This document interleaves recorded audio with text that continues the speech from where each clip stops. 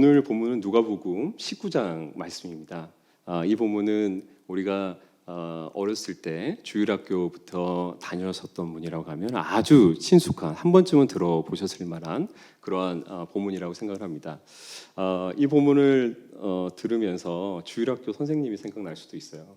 예, 그리고 이 본문이 너무 쉬워요. 그리고 이해하기가 쉬운 스토리고요.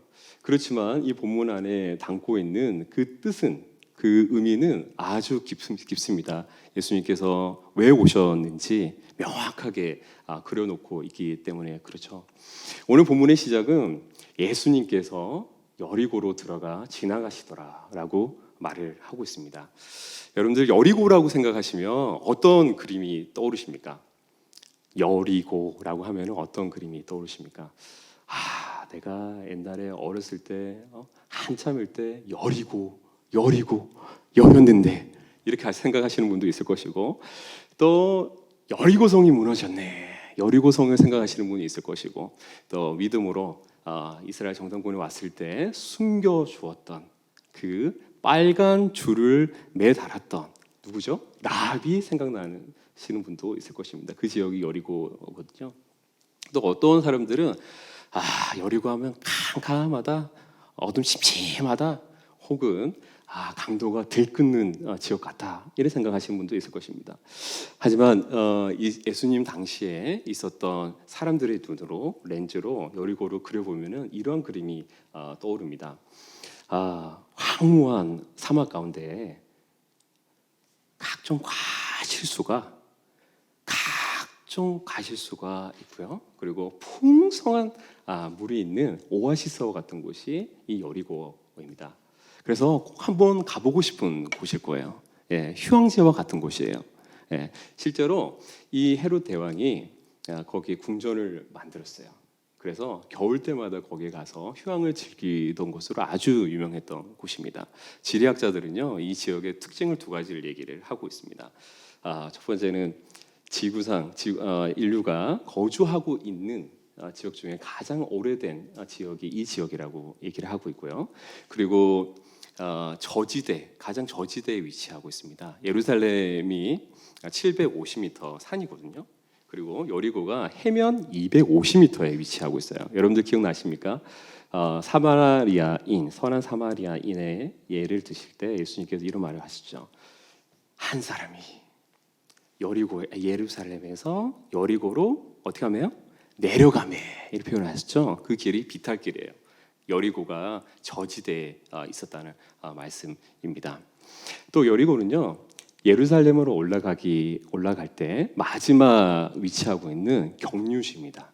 예, 그래서 오늘 본문에 예수님께서 북갈릴리에서 내려오셔서 이제 예루살렘으로 들어가시려고 하실 때 마지막으로 경유지로서 오늘 본문 1절에 예수님께서 여리고로 들어가 지나가시더라, 이렇게 표현하고 있는 것입니다. 예수님의 여리고의 방문은요, 이 도시를 들끓게 했어요. 모든 사람들이 다 환호를 했고 예수님을 만나고 싶어 했고, 누구든지 정말 예수님을 한번 얼굴이라도 보고 싶어 할 정도로 그렇게 도시 전체가 달아올랐어요. 그래서 한우와 갈채가 거기 있었거든요. 여러분들 기억나십니까? 성전에 예루살렘에 입성할 때 사람들이, 예수님 인기가 이 정도였어요. 사람들이 예수님이 들어오실 때 얼마나 인기가 대단했냐면 자기의 겉옷을 벗어서 레드카펫을 깔았어요. 그리고 무화과나무를 들고 어서 오십시오, 주의 이름으로 오시는 이여, 호산나, 찬송하리로다, 이렇게 하시던 기억나시죠? 모든 사람이 웰컴할 정도로 예수님의 인기가 아주 상당했습니다. 여기에 그렇게 기다리고 모든 사람이 보고 싶어 했던 사람 중에 한 사람이 등장을 합니다. 그 사람의 이름은 삭개오라고 오늘 누가가 알려주고 있습니다. 누가는 이 삭개오에 대해서 세 가지 특징을 얘기를 해주고 있습니다. 세 가지 특징. 첫 번째가 그는 세리장이라고 얘기하고 있어요. 세무공무원인데 세무공무원뿐만 아니라 세무청장이라고 얘기를 하고 있어요. 예, 고위직이에요. 가장 높은 고위직이고요. 그리고 두 번째는 그가 돈이 많았다고 합니다. 그리고 부했다고 생각하면 부자라고 얘기를 하고 있고, 또 마지막은 뭘까요? 키가 작았다. 누구시죠? 예, 예, 키가 작았어요. 예, 키가 아주 작았어요.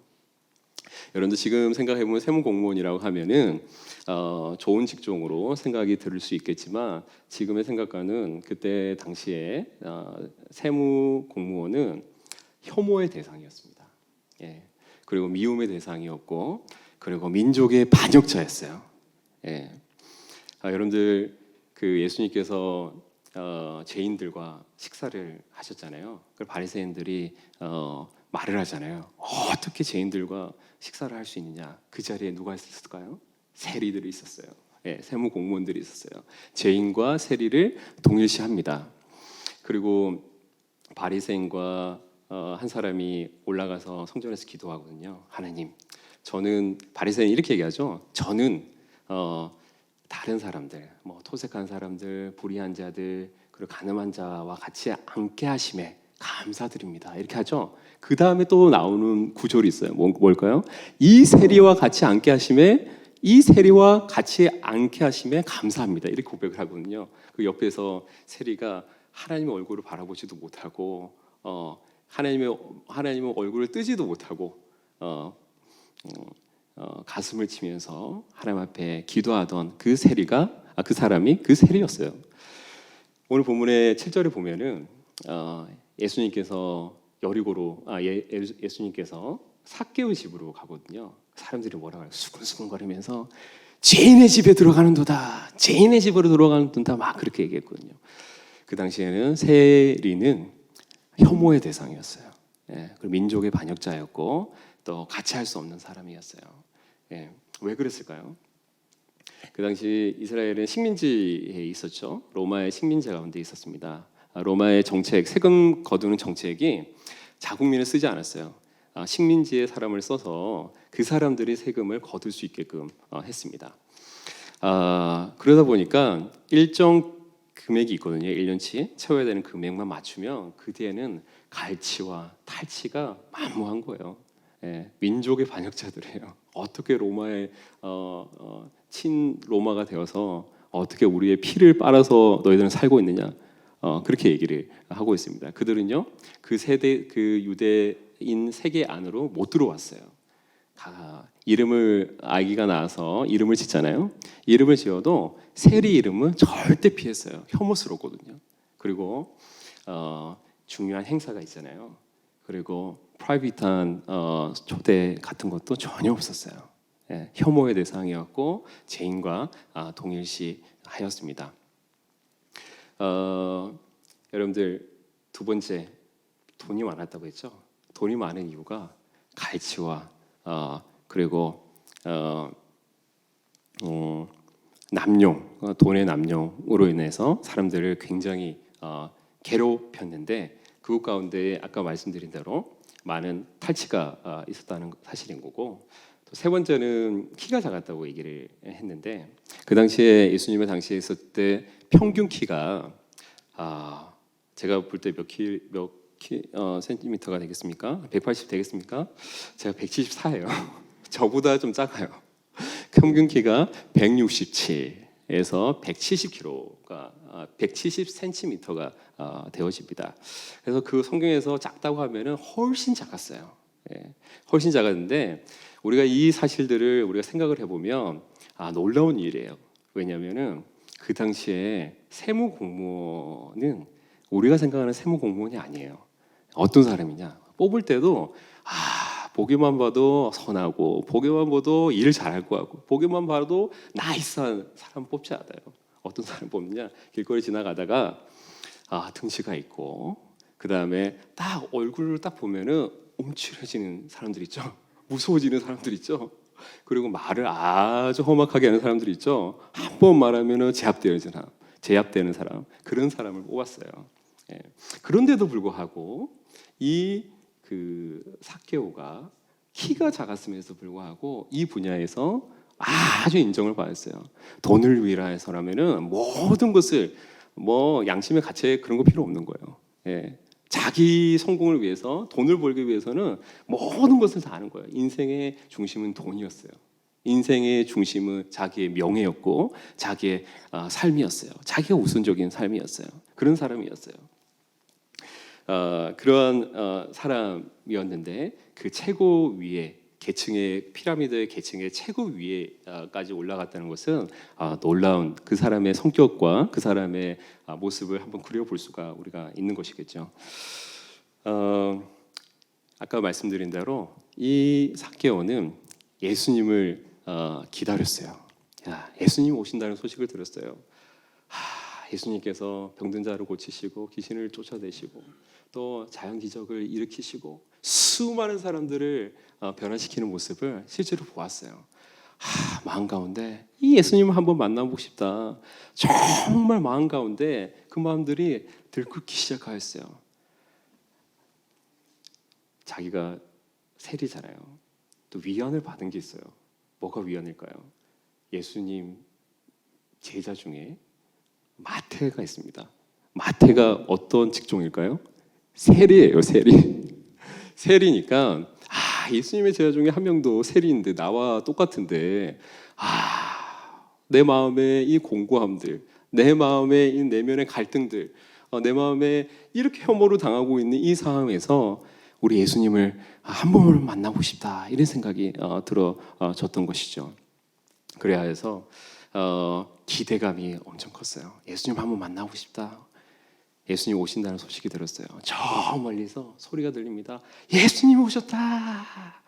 모든 사람들이 예수님 곁으로 향하고 있는 거예요. 그리고 애워서 하는 거예요. 삭개오도 마음이 급했어요.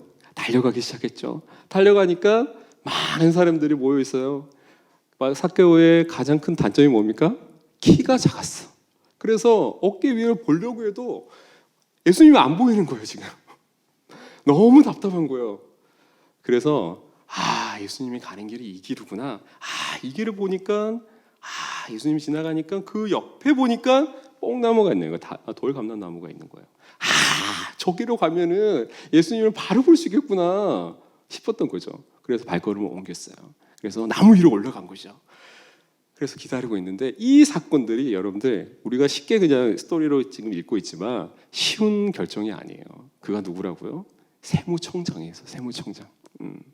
돈이 많은 사람이었어요. 그 피라미드에서 자기 밑에 많은 사람들이 있어요. 등치가 있는 사람들이 많이 있었어요. 그걸 분명히 보고 있었어요. 근데 이 피라미드가 어떤 상황이냐? 그 당시에 유대 상황에 세 군데에서 세금을 걷었거든요. 유대의 땅에. 그러니까 첫 번째가 가버나움이고 두 번째가 예루살렘이고 여리고였어요. 여리고는 무역의 중심이었어요. 그 서쪽으로 들어오는 그 동쪽으로 들어오는 입구가 바로 여리고였기 때문에 세금 걷는데 아주 중요한 곳이었어요. 여기에 청장이 누구라고요? 삭개오였어요. 그 삭개오인데 생각을 해보십시오. 그가 올라가지고 사람들은 다 예수님 곁으로 향해 있고 그가 올라가지고 마치 원숭이가 나무에 위에 올라가 있는 것처럼 그 올라가 있는 모습이 얼마나 웃기면서 또 얼마나 진지한 그 표정을 보면서 재밌는 상황입니까? 예수님이 보여요. 딱 보니까 예수님께서 걸어오시는 예수님을 보니까 사람들을 보니까 다들 얼굴이 상기돼 있어요. 우리 예수님을 만날 수 있구나. 그래서 비켜봐라 들어가고자 하는 사람도 보이고 아기를 업고 온 부인도 보이고 수많은 사람들이 보였어요. 그리고 제자들도 길 좀 비켜라고 예수님 좀 지나가자 뭐 이렇게 하는 모습도 보이고요. 그래서 기대감으로 계속 보고 있었죠. 어느 순간에 예수님께서 오시는 거야. 가까이 오시는 거야. 걸음을 멈추시고 삭개오를 바라보시며 삭개오야 어서 내려오너라. 오늘 내가 너희 집에 거하리라. Zacchaeus, come down here. I will stay in your house today. 삭개오야 어서 내려오라나라. 오늘 내가 너희 집에 거하리라. 놀라운 일이 이루어졌어요. 생각을 해보시죠. 그 가운데 모든 사람들이 예수님을 애워쌌어요. 예수님을 만나보고 싶었어요. 그 가운데 누구와 같이 원숭이와 같이 나무에 달려있는 삭개오를 생각해 보십시오. 얼마나 웃긴 상황인데 그 상황 가운데 예수님께서 부르신 거예요. 삭개오야, 어서 내려오너라. 이 사람들이 재밌는 거는요, 흥미로운 것은 삭개오의 이름이 뭐냐면 청결하다, 정결하다, 깨끗하다라는 말이거든요. 얼마나 사람들이 이해가 안 되겠어요. 이해도 안 되고 이거 받아들여서 충격인 거예요. 어찌하여 청결한 자여 어서 내려오너라. 오늘 내가 너희 집에 거하리라. 사람들이 웅성웅성거립니다. 수근수근 거립니다. 여러분들, 삭개오가 가장 놀란 사람이었어요. 이게 나를 부르는 건가? 다른 사람 부르는 건가? 고민이 되는 거죠. 자기인 걸 알았어요. 근데 이 사실이 아주 중요한 사실은, 삭개오는 예수님을 한 번도 보지 못했어요. 이 사실이 중요한 것은 삭개오는 예수님에게 삭개오의 이름을, 자기 이름을 알려주지 않았어요. 예수님께서 삭개오 앞에 서시고 삭개오를 부르시고 그 초청을 하시는 것입니다. 여러분들, 나다나엘 아십니까? 빌립이 예수님을 만났어요. 전도하고 싶은 마음이 생겼어요. 친구인 나다나엘에게 가서 내가 메시아를 만났다, 가보자, 초청을 하죠. 나다나엘이 예수님께 옵니다. 와서 오니까 예수님께서 나다니엘을 보시고 이 속에 간사함이 없도다. 나다니엘에 간사함이 없다, 이렇게 얘기해요. 그러니까 나다니엘이 얘기하죠. 저를 어떻게 아십니까? 이렇게 얘기해요. 빌립이 너를 부르기 전에 너가 무화과 나무의 아래에 있을 때 내가 보았느니라, 이 얘기를 합니다. 무화과 나무는요, 나다니엘과 하나님만 아는 공간이었어요. 나다니엘이 하나님을 찾고 부르짖고 하나님께 어려운 거 지칠 때, 힘들 때 하나님을 만나던 그곳이었어요. 나다니엘은 알고 있는 곳이었어요. 그 얘기를 하니까 놀란 거죠. 그리고 고백이 당신이 하나님의 아들이십니다. 당신이 이 나라의 임금이십니다. 고백을 하는 것이에요. 사랑하는 여러분, 우리가 왜 여기에 있을까요? 우리가 왜 여기서 예배를 드릴까요? 이 부르심 가운데 있는 것입니다. 여러분들의 삶들 가운데 예수님께서 찾아가셨어요. 여러분들의 삶들 가운데 찾아가셔서 여러분들의 이름들을 부르시고 여러분들의 삶들 가운데 찾아가셔서 이름을 부르실 뿐만 아니라 초청하셨어요. 우리가 왜 여기 있을까요? 그 초청에 믿음으로 응답하여서 우리가 여기 있는 거 아니겠습니까? 삭개오가 바로 이러한 부르심 가운데 지금 있는 것입니다. 여러분들, 삭개오의 얼굴들을 한번 그려볼 수 있을까요? 그 나무에 원숭이처럼 달려있는 그 삭개오의 얼굴들, 예수님께서 부르시고 불렸을 때 처음에 굉장히 당황스러웠을 거예요. 낸가? 당황스럽고 주위도 한번 둘러보고 하면서 삭개오의 얼굴이 변하기 시작합니다. 그 당황했던 얼굴들이 기쁨으로 변하게 되는 거예요. 예수님께서 나를 부르셨구나. 내가 찾고 찾았던 그분이 나의 이름을 아시고 나를 부르시고 있구나. 기쁨으로 변하는 거예요. 속히 내려와가지고 예수님을 영접합니다. 그리고 자기 집으로 인도를 합니다. 사랑하는 여러분, 사람들이 수근수근거립니다. 사람들이 계속 웅성웅성거려요. 어떻게 예수님이라는 분이 어떻게 죄인의 집으로 들어갈 수 있냐? 죄인의 집으로 돌아가는도다. 이해가 안 되는 거예요. 예수님은 전혀 개의치 않으셨어요. 예수님은 그들의 의견에 전혀 개의치 않으셨어요. 예수님의 방법, 하나님의 방법은 무엇인지 아십니까? 교만한 자 쓰지 않으시고 자기를 높이는 자를 쓰지 전혀 않으시고 가장 약한 자, 가장 낮아진 자, 비천하고 멸시당하고 아무것도 자랑할 수 없는 자를 하나님께 쓰셔서 회개해서 돌아오는 자를 쓰셔서 하나님께서 가장 귀하게 바꾸는 것이 하나님의 원리인 것입니다. 예수님의 원리인 것입니다. 삭개오가 수많은 사람들이 삭개오를 욕하죠. 혐오하죠. 그리고 미워하죠. 그렇지만 하나님께 회개하고 하나님을 찾는 그 사람, 하나님을 외면하지 않습니다. 가장 비천한 자를, 멸시받는 자를 이렇게 세우셔서 하나님의 놀라운 일들을 일으키시는 하나님이신 줄 여러분들 믿으시는 여러분들 되기 바랍니다. 삭개오가 집으로 모셨어요. 예수님과 대화를 했겠죠. 놀라운 고백을 합니다. 내가 주님, 제가 이때까지 돈을 위해서 살았어요. 돈만을 위해서, 돈만 쥐고 있으면, 움켜쥐고 있으면 모든 게 될 것 같아가지고, 또 내가 성공을 위해서라면은 내 모든 것을, 양심 같은 거 그런 거 버린 지 오래예요. 오래셨어요. 오래였어요.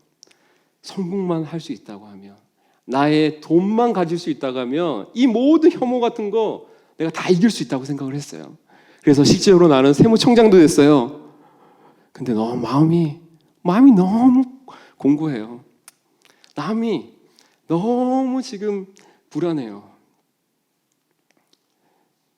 고백을 합니다. 하나님, 제 예수님께서 나를 부르시고 나를 초청하신 거 너무 감사합니다. 고백을 하죠. 놀라운 고백을 합니다. 제 재산의 반을 가난한 자에게 주겠습니다. 그리고 제가 토색한, 제가 갈취한 돈이 있다고 하면 4배나 얹어서 주겠습니다. 사랑하는 여러분, 이 고백이 얼마나 큰 고백이냐면, 삭개오가 돈이 많았다고 했잖아요. 돈이 많은데 자신의 돈의 반을 가난한 자에게 주죠. 주고 나면 삭개오가 어떻게 돈을 벌었을까요? 그 돈이 다 어떻게 벌었을까요? 다 토색하고 갈취해서 버린 돈이에요. 수많은 사람들이 찾아오겠죠. 너 그렇게 고백하지 않았냐? 돈 내놔라! 4배! 이게 놀라운 고백이에요. 예수님을 따르겠다는 고백인 거예요.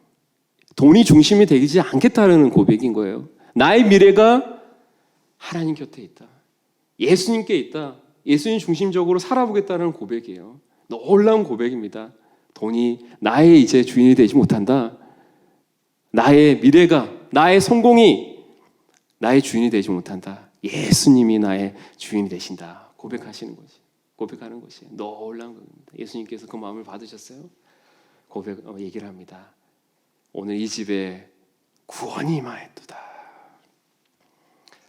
이자도 아브라함의 자손이다. 예수님께 얘기하죠. 인자가 온 것은 잃어버린 자 찾아 구원하려 하심이니라. 여러분들, 우리가 오늘 집을 나서는 순간, 우리가 예배당을 나서는 순간 다른 거 다 잊어버려도 됩니다. 뭘 기억해야 될까요? 인자가 온 것은 잃어버린 자를 찾아 구원하려 하십니다. 사랑하는 여러분, 저는 예수님을 고등학교 2학년 말에 교회를 처음 가서 뭣도 모르고 다니다가 예수님을 만나고 싶다는 간절함이 생겼어요. 변화된 사람들은 뭐가 있는 것 같아. 그래서 알고 싶었어요. 그래서 어떻게 만나느냐? 하나님 찾아라. 하나님 부르시더라. 기도하고 찾고 찾아서 예수님을 드디어 만났어요. 만나서 인생이 레디컬하게 모든 게 변했어요. 제가 변하니까 저 주변에 있는 사람들이 신기해하더라고요. 신기하더니 신기하다고 알고 싶다고 해서 예수님을 전하기 시작했거든요. 우리 어머님이 1년 만에 교회 나오시고, 그리고 친척들에게 편지를 적고, 또 바이블을 제가 선물을 하니까 또 믿는 사람이 또 생기고요. 그리고 제 마음 가운데 그 열정이 제가 잃어버린 자였는데 되찾음받은 그 기쁨이 얼마나 컸는지 부산역에 가서 노숙자들 분들께 가서 기도하면서 예수님도 전하고 지하철 전도도 하고요. 근데 중요한 건 무엇이냐? 제 마음 가운데 정말 주님 이것만은 이루어 주세요 하는 기도 제목이 있었어요.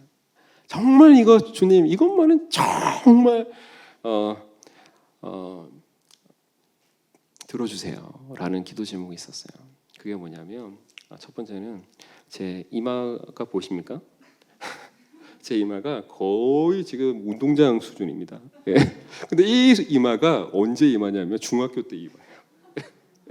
그러니까 예수님 믿어도 걱정이 되는 거예요. 결혼도 해야 되는데 하나님께서 머리털도 다 세신바 된다고 하셨는데 하나님 이거 지켜주십시오. 날 보호하여 주시옵소서. 하나님 나를 지켜주시되 이 머리털도 꼭 지켜주십시오. 지금까지 하나님께서 보호하시는지 믿으시기 바랍니다. 네.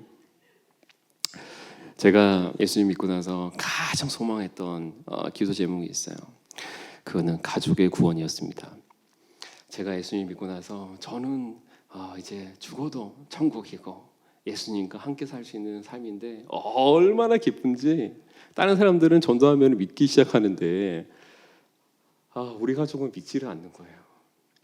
우리 어머님이 1년 만에 교회를 다니시겠는데 몇십 년이 지나도 몇 년이 지나도 믿지 않는 가족이 있는 거예요. 저희가 2명 누나가 있거든요. 누님이 있거든요.